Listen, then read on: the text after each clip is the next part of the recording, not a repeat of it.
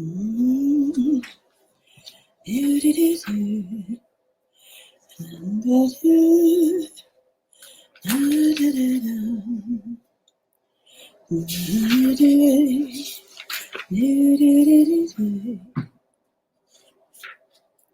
I thought I would come on and do a live today. So many changes. Hi, Stephen.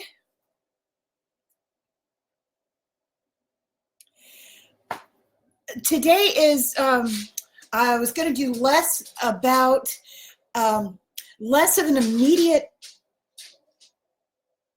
we're just going to see what comes in. I've got so many updates because, you know, tomorrow there's a huge closure of timelines. Like certain timelines are shutting down. They're never, ever coming back. So that's pretty cool. Hi, you guys. So I've known for the past couple of days that there was more coming through.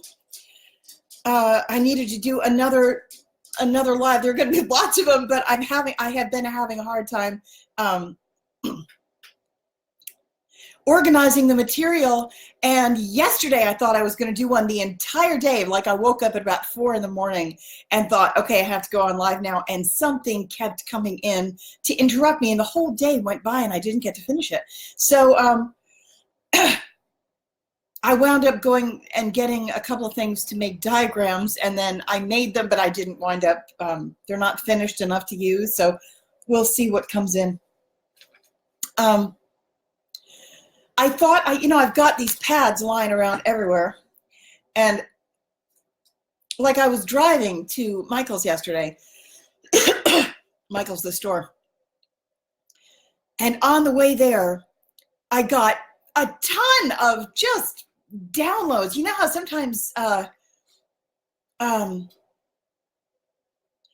downloads come in like I was driving and I couldn't stop to take notes immediately, but it was all like, sometimes when you drive, there's something about the process of driving that it allows information to come in. It has to do with remaining in a state of fluid motion, which the same thing is true about showers. You know, a lot of people get downloads in the shower. I do, and I'm not alone. A lot of people get downloads in the shower, and it's because you're standing in fluid.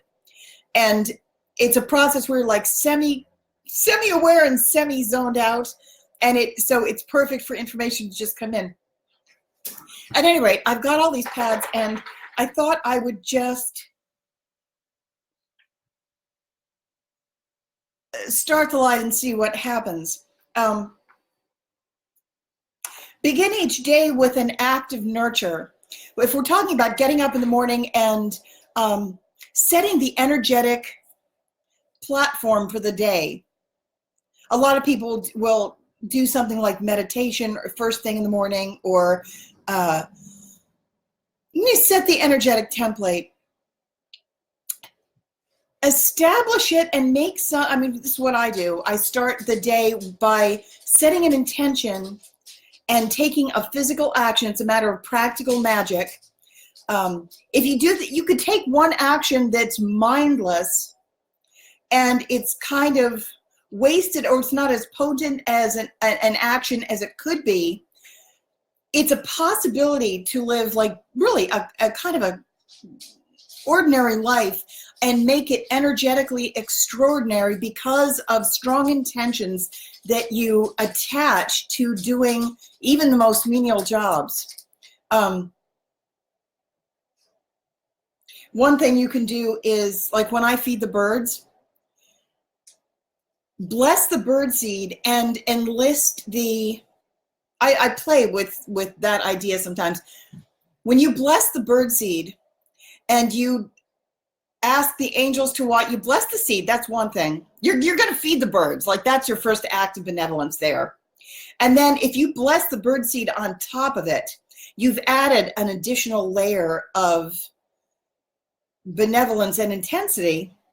And then you can say, bless the birds that eat it, bless the seeds that are distributed. You can say, I am, that's a powerful phrase right there. I am intending that this birdseed, you can use it to to enlist the cooperation of another species to carry your intention and seed it elsewhere on wings. You know, that you can link these streams energetically and enlist the birds to assist you. It's a bit of practical magic that, it's like we allude to it in Disney, but there's a reality there. You can actually do that. It's a matter of taking something. Do you want it to be common and remain in the third dimension, will have just one meaning? Or do you want to stack your intent? And one thing that I do, I kind of play with these ideas and say, well, how much can I pack? How many levels? Because I'm just interested in interdimensional harmonics. So how many levels can I stack, levels of benevolence, can I stack into or overlay into a given action so that I can do as like, just as a matter of you know, exercise. How could I do a little action and have it have the largest energetic influence? So that's one little kind of idle problem that I study. I've been studying that kind of thing for years. If you say, I want to bless these seeds to the birds, and I want it to, each seed is going to represent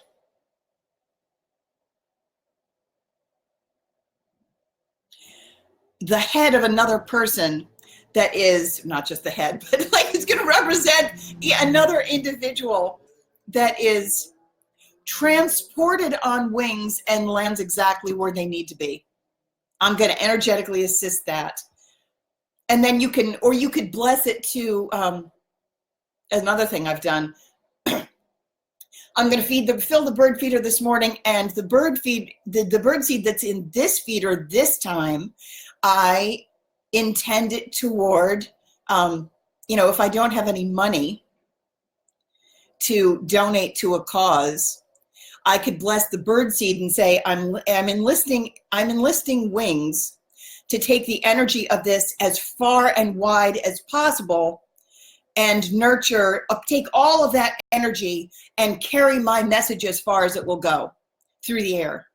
There's like a reality there that you're actually changing stuff. That's pretty cool. You can do the same thing when you feed the fish or feed the ducks or whatever. I just thought I would mention that. Water the plants. Let's see. I wanted to talk about, oh yeah. My nose always starts running on these things. I don't know if you, so I'm just going to go through all the little things on my pad of paper before I get back to like the more structured message, because I definitely have that. We're in such a pivotal time. It's amazing the amount of stuff that's shifting right now. The timeline, a lot of timelines, very old, extremely strong timelines like the Joan of Arc template is no longer in use. I'm going to get back to that in a minute because I'm going to, that's not a little subject. That's a big subject. But it's ending, and it is retired officially. Like there's no more, nobody can go back into it anymore. So I'm going to talk about the way that works. I might do that in a different live stream. I'm not sure. Weight gain. So one of the things my guys have been talking to me about, because man, I packed on a lot of weight. Oh, I should say, cancel in advance any negative effects that could come to me or anyone else while I'm talking. Anything undesired that's not in, that is avoidable. I'll put it that way, because not all of it is avoidable at this time, which I've discovered. My guides had told me a lot of people are gaining weight. I've been hearing this for a lot of people. I know it's been true of me, alas.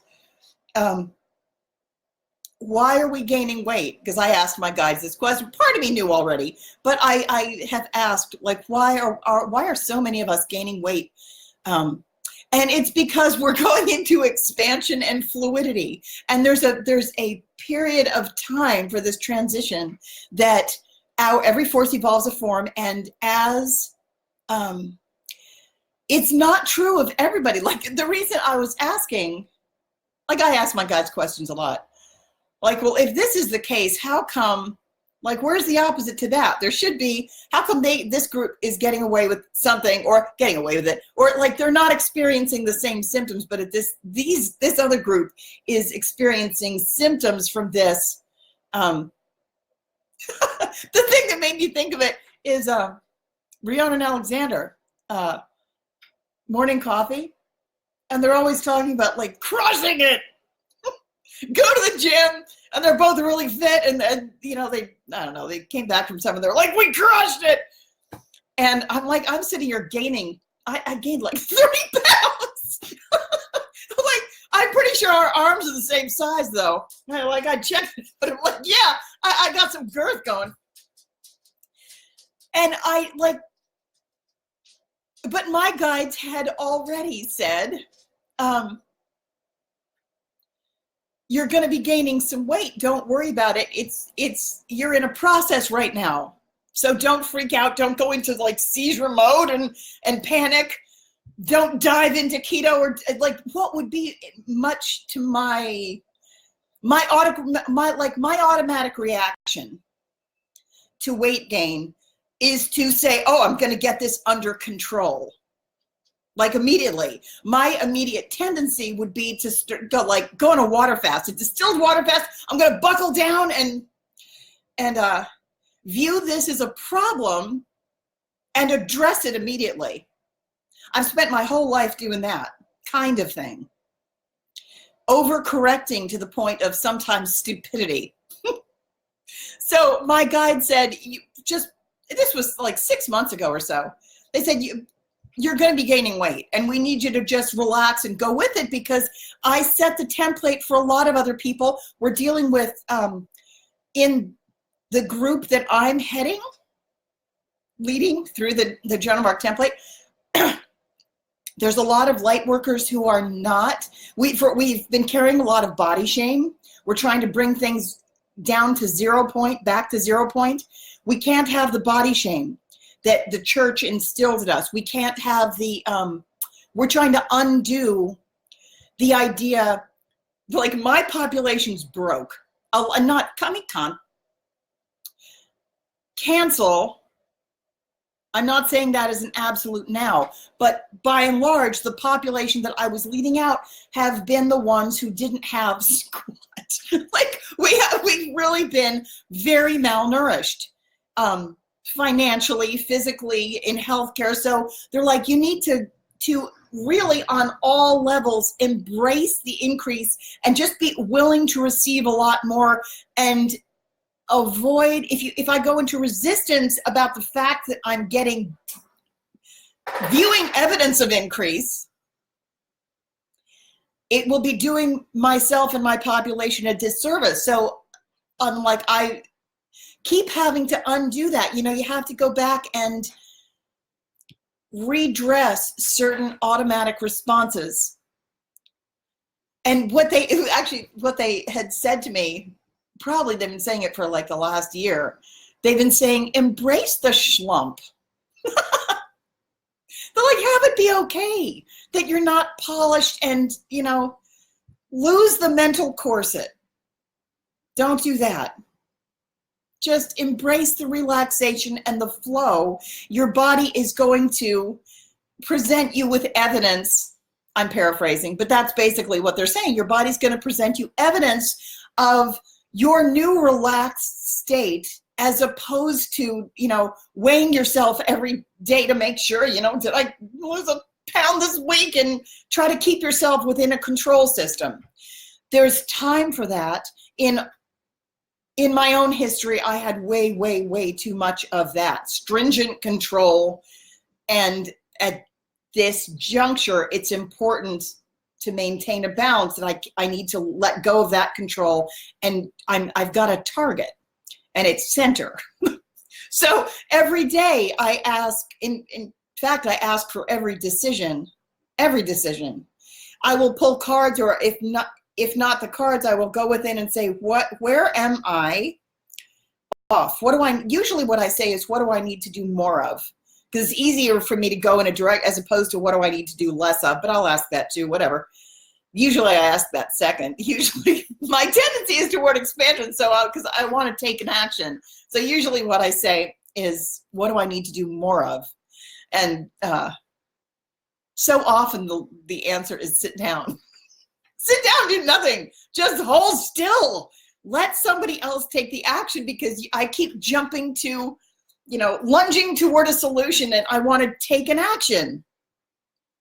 I'm an Aries moon, Aries North Node. I want to take an action. Venus in Aries, I'm just more comfortable with action, but they're like, yeah, but you're going to have to change. Everyone has to. I had the divine masculine energy going really, really strong there for a long time, and I've got to bring it back to a place of being able to receive and not just be the one to dart in with a solution, even though I love that. There's going to be a point once we come back into a state of balance where I can appropriately direct my fervent energy and initiative, because I did come in with all of these qualities.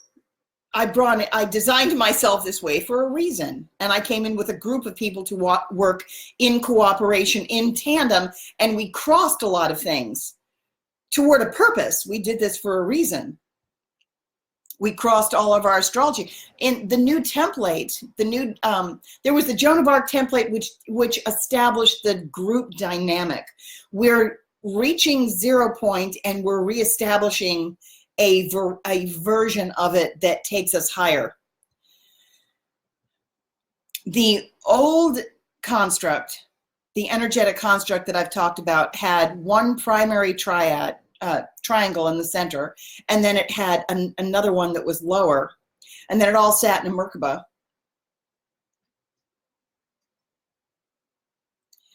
And it was overseen by the Council of Balance so that we could make adjustments. And that was in order to divide and control the population for a time.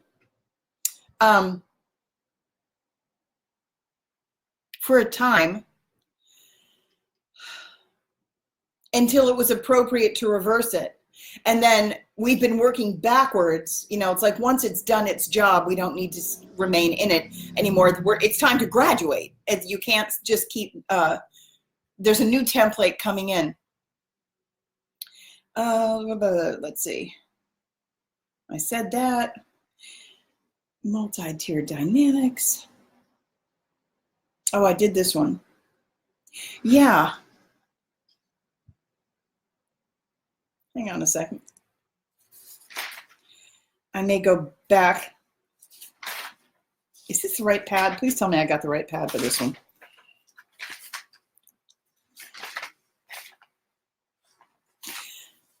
Oh, yeah. So I was going to talk about templates and personal design too. Our first creation is ourself. And when we come, before we incarnate, I actually have a whole bunch of stuff to make a diagram to talk about this more.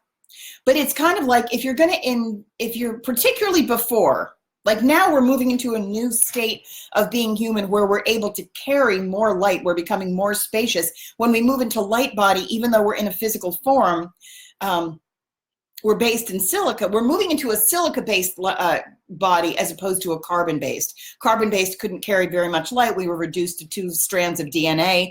The majority of humanity, in 5th dimensional humanity, will have 12 strands of DNA all activated. 2 strands are biological. The other 10 are, that's your light body. You get all of your spirit communication back. There are some beings that have, or humanoid, not humans, they're humanoid, that are working from 24 strands of DNA, and then there are some that are working, with the biggest jobs, are working from 48 active strands. I wanted to, let's see. The first thing you do is design yourself before you incarnate. So when you incarnate as an individual, you will choose, you basically go back into essentially your same energy body, but you're going to have different parents. You're going to get new biological DNA. But you go through, it's kind of like I really do need a diagram. It's a little bit like a membrane. Like if you incarnate down, you go through kind of an imprinting where you're carrying a lot of your old issues. This is the way you're going to get basically the formula and the records of all the things you have to work with. There's a mechanism by which it happens. And you probably know this already, but it's kind of like when you incarnate into a physical vessel, because you're landing on the timeline and you're landing into a physical vessel, there's only so much that a carbon-based brain can flow, because it's in material. So there's a certain degree of density that's going to cause an automatic limitation on the amount of knowledge you can carry. So that's why so many of us, if you are a lot of light workers who have like really big life missions, very targeted, we spend, as important as it is to be grounded, sometimes you can't do all your work from inside a physical body, because you need the detachment. You need to be able to leave your body too, because you need the clarity. It's kind of like you can't see in density because it's too damn dark. And you have the perception of separation. So if you need to look and see the way things are connected, you could be like semi-present in your body, but you're going to have a hard time bringing that much, being completely here. I'm saying that wrong, because I'm already thinking of a way you can be completely here but maintain both. Yes, you can do that too. I'm going to leave the full, they're doing something with my head right now. So we design ourselves with knowing that there's a certain amount of space, kind of like carry-on luggage.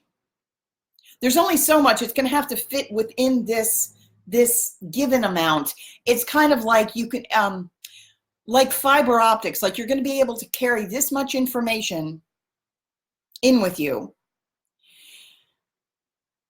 A little bit like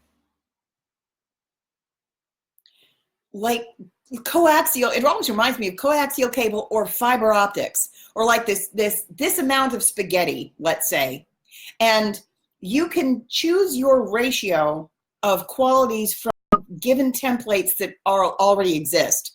Like the Joan of Arc template was new in the Middle Ages, and we established it there so that it could be a new pattern to introduce certain qualities that we needed to get everybody. It's kind of like the update, like an updated phone or something, where everybody wants the new pattern. And so when it's introduced, we galvanize everybody's attention by kind of creating a child star or like a celebrity. Hang on.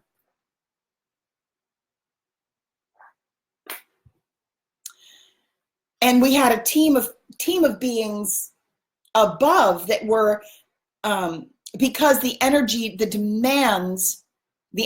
demands were so extreme in a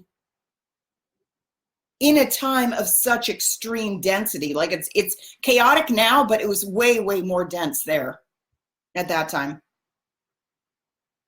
There was a way that the energy had to be managed so that within that body, we could bring in extremes of a certain quality or another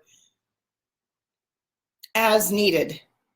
We had to bring in a quantum idea of constantly fluctuating frequencies, because we knew that we just had a particular job to do. I'm explaining this really badly, but anyway, there was a way that it worked. When you go in to a body, anybody, you choose your time of birth in order that certain frequencies will, from the planets, you're going to come down in a certain place and time that will imprint you with a specific, all of your astrological influences. Astrology is a science, and when we choose our birth chart before we're born, it's not right. It's not like the astrology affects you when you're born. It does, but you played it that way. You're like, okay, I'm going to go down right here, right now, in order to get these frequencies so that I have a toolkit so that I can go and accomplish my thing. Like I know that I gave myself Aries North Node very specific. I gave myself all my astrology very specifically. We designed within the energetic construct, the group of people that I incarnated with. There was a lot of crossing because we were working with the X pattern in order to promote balance. We did this very, very deliberately. There are a lot of Aquarius Sagittarius combinations. I know that like Carmen Lizardo and I flipped. We switched deliberately. You know, there's a council before you come into a body where it's all orchestrated who is going to carry which property. Because we know that within the construct, when we incarnated down into a construct that is a non-negotiable energetic structure until everybody, it was basically to enforce cooperation so that we all get one another out. You really don't have the luxury of saying, that's it, I quit.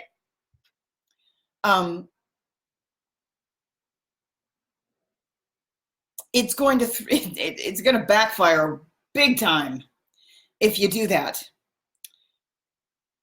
You're carrying a population of people and the entire group there's a sequence. But we did this on purpose to enforce cooperation, because what we were trying to do was bring about planetary peace. So you've got half for the dark side, half for the light side. None of them are going to get out. Not really. You're going to lose, we have the joint aim of getting large groups to 5. That's the job. So there was a lot of crossing of individual properties. Like you're going to be an Aquarian, you're going to be an Aquarian. You're going to have a Taurus moon, you're going to have a Taurus moon. I have a Sagittarian ascendant with a Pisces sun, Aquarius Pisces cusp. And Carmen has a Pisces. It's reversed. Pisces ascendant, Sagittarius sun. We switched it. Our children, born a day apart, there's a crossing of qualities there on purpose. My 2 daughters are Scorpio and Virgo crossed, ascendant and sun crossed. My younger daughter has a Scorpio sun, Virgo ascendant. My older daughter, it's the other way around. We did this in the entire group to basically enforce a sequence and also enforce balance. So that what happens over here also happens over here. One is going to draw you. There's like an inside out effect. There's like as above, so below. There's an automatic balancing. So there's only so much of this that you can change. You can manage it so that it's successfully navigated for everyone. That's the goal. Yeah. And we made it the energetic construct so that it cannot be dismantled from the 3rd dimension. Number one, you're not even going to know it's there if you are in the 3rd dimension. If you're not going to be able to see it. You know how when you get your clair senses back, all of a sudden you're aware of it. You can just see and hear, and it's like your senses go into different bandwidths. Like dogs smell things that we can't. They smell into a different bandwidth within the energetic construct.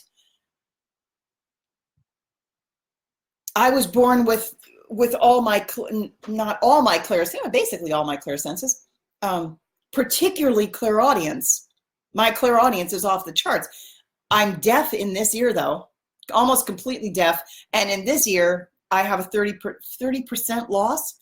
So when I talk on the phone, it's extremely hard for me to talk on the phone, almost impossible. And it's very hard for me to reliably talk on the phone because sometimes I can hear, if all of the clairaudience, which I'm not in charge of, if all of that is quiet for a minute, if it's dead silent everywhere else, then I can really focus and pay attention to a conversation if I listen to it on the phone in this ear.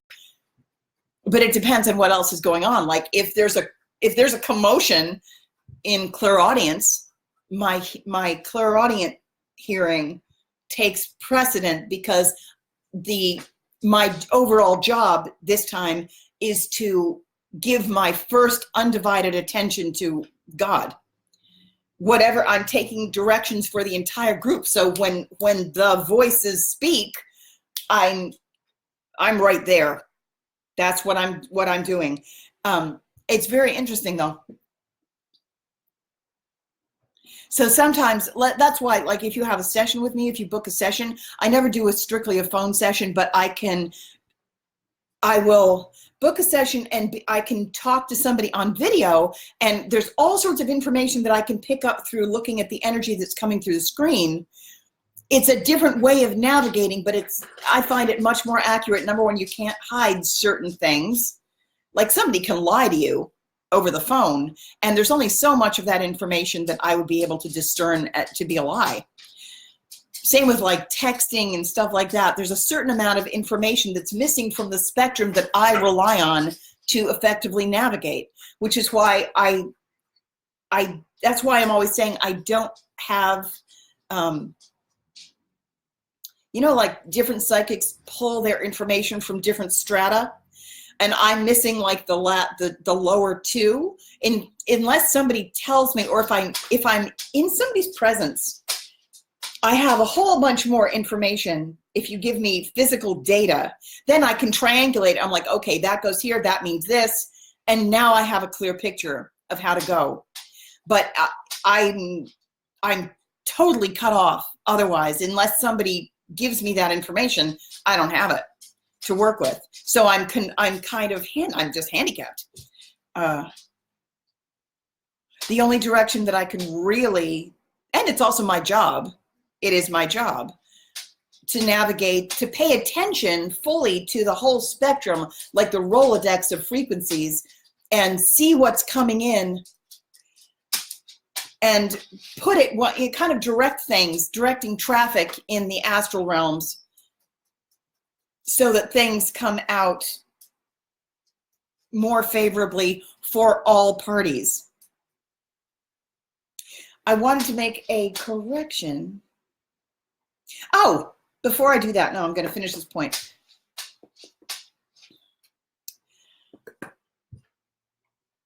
So when we come in with a certain array, each individual has a certain array of energetic frequencies that is their specific recipe, and it's not duplicated by any other person.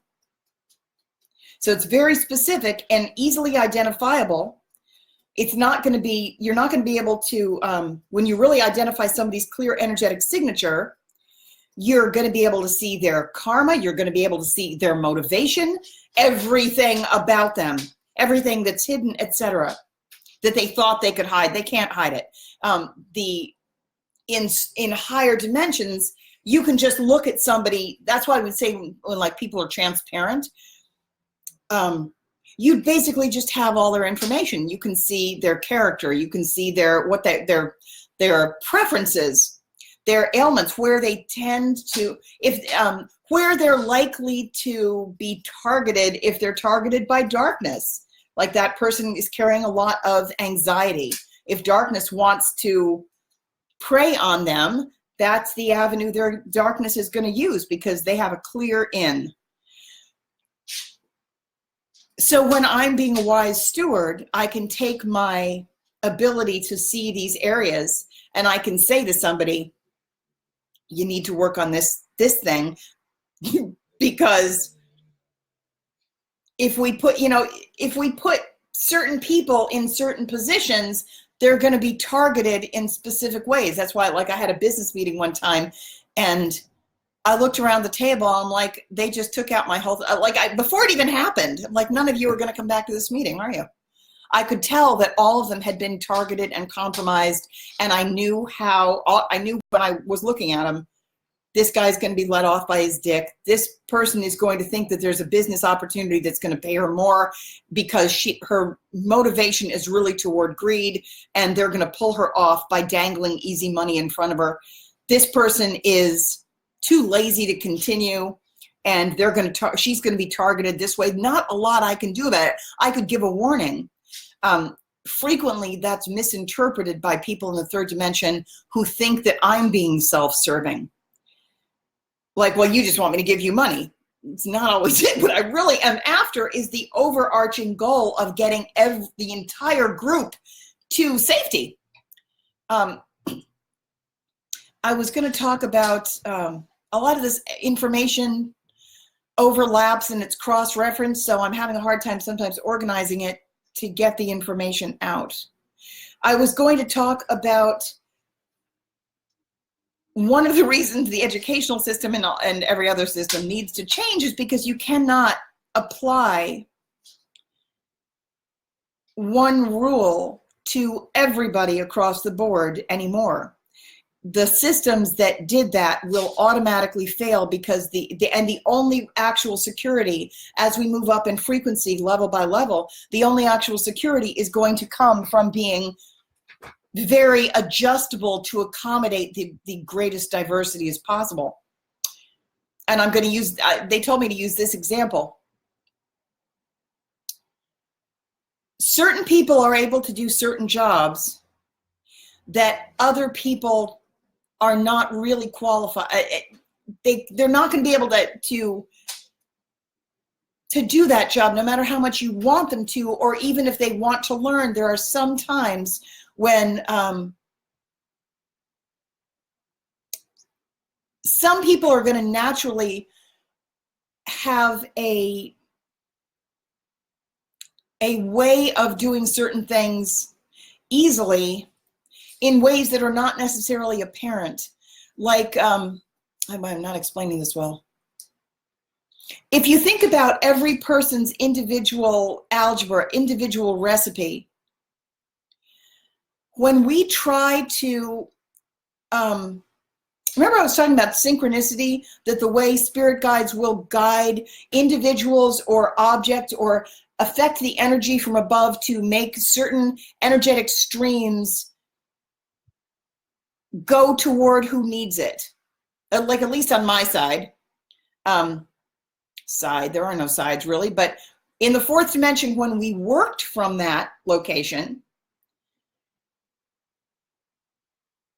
to get the light, the people, to get our people to where they needed to go, I work in a protective capacity to kind of shuttle things, to get things to people as needed. And this is right now I'm talking about the way the third dimension, when it was locked in, I'm talking about the structure that was in place. It has already changed, but for the time being, just by way of explanation, I'm going back to the way it was locked in for a long time, where people were in the third dimensional structure, and then there was a fourth dimensional level where the archons and archangels and spirit guides would work to guide people to stay out of body ourselves, but try to guide things, prevent our population from going off the cliff and get them the things that they needed. And the way it works is that you try to orchestrate the energetic stream so that you can give someone a particular job, or somebody who has an ability to carry the energy that you need. You try to get them to take it someplace where it needs to go. You do it by percentages, because almost it's rare to have one person one individual be able to carry 100%